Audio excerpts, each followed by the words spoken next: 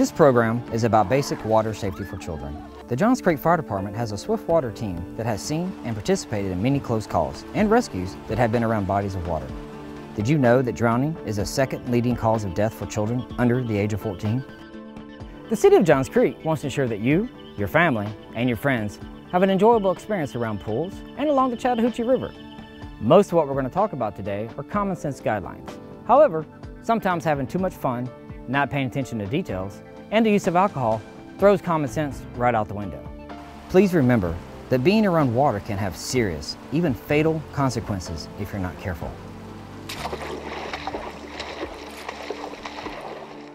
When you are at the river, pool, or even at home in the bathtub, children should always be within arm's reach of supervision around water.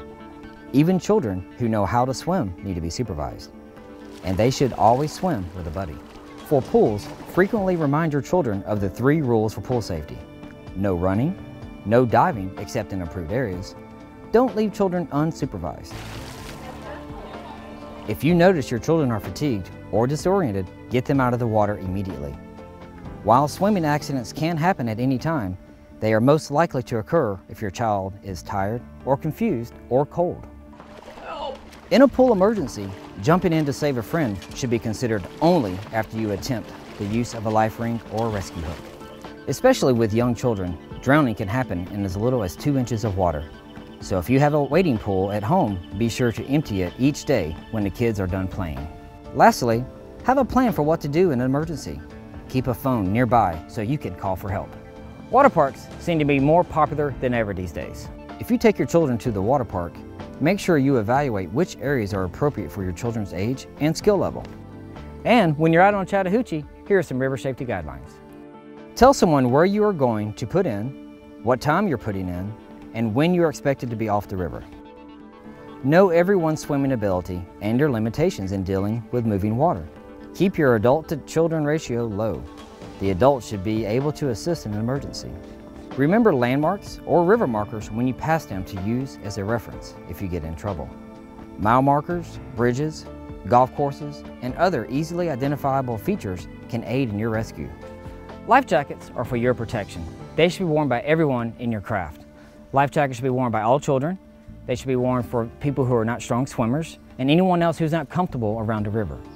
It's the law that children under 10 years of age always wear a life jacket while in or on a floating craft, tube, or boat. The life jacket should be Coast Guard approved and properly sized for the wearer. Vest should not slip over their head after it is secured. The water from the Chattahoochee is released from the bottom of the dam at Lake Lanier. Therefore, it remains an average of 44 to 58 degrees year-round. This is cold enough to develop hypothermia rapidly, even in summer's heat. The dam releases water at various times, depending on rainfall and power demands. Before entering the water, you should call 770-945-1466 for release times. Depending on your location, it can take hours for the water to rise in your area. Listen and look for changes in water flow as they can occur rapidly. Be prepared to seek the safety of the shore to avoid hazardous water flows. Remember that there are no audible warning devices below Highway 20 bridge. Banks can become just as hazardous. Slippery rocks and loose soil can cause you to lose your footing and fall into the river. Watch children closely and have children wear a life jacket when they are near the banks. Never sit or lay in your craft with your arms or legs under the seats or other fixtures. You need to be able to easily swim free of your craft if you spill over. Steer your craft well clear of all other crafts and obstructions in the water. If a collision is going to occur, grasp the size of your craft and use your weight and balance to attempt to keep the craft upright. If a spill occurs, don't try to swim against a current. Swim or float feet first with a current to the nearest bank. Use your feet to push away from logs and other objects. Don't try to immediately recover your craft. Rescue yourself first, then make a plan to recover your items. Tying multiple boats together, this practice may at first seem harmless, and it can be fun for groups to connect their boats and floats in a single craft. However, steering groups of boats tied together becomes very difficult.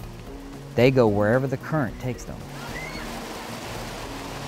Get out of the water when you hear thunder. Guys, thunder, I need you to clear the pool as quickly as possible, please. Don't wait to see lightning or rain. Due to the cold temperatures of the water, dense fog can occur throughout the day and night. Be prepared to exit the water and seek the safety of the shore during dense fog. The river can become unnavigable and extremely dangerous for yourself and others who may not see you in the river. Lastly, have a plan for what to do in an emergency. Keep a phone nearby so you can call for help. When calling for help, be prepared to tell 911 where you are, your last known landmark, what your emergency is, and what aid you need. Stay where you are. A moving victim is harder to find. Knowing these simple key water safety tips can ensure your time on the water is fun and trouble-free. Hey, while we're talking, why not consider taking a CPR recertification class? The Johns Creek Fire Department offers free training year-round. Thanks for watching. Have a great summer.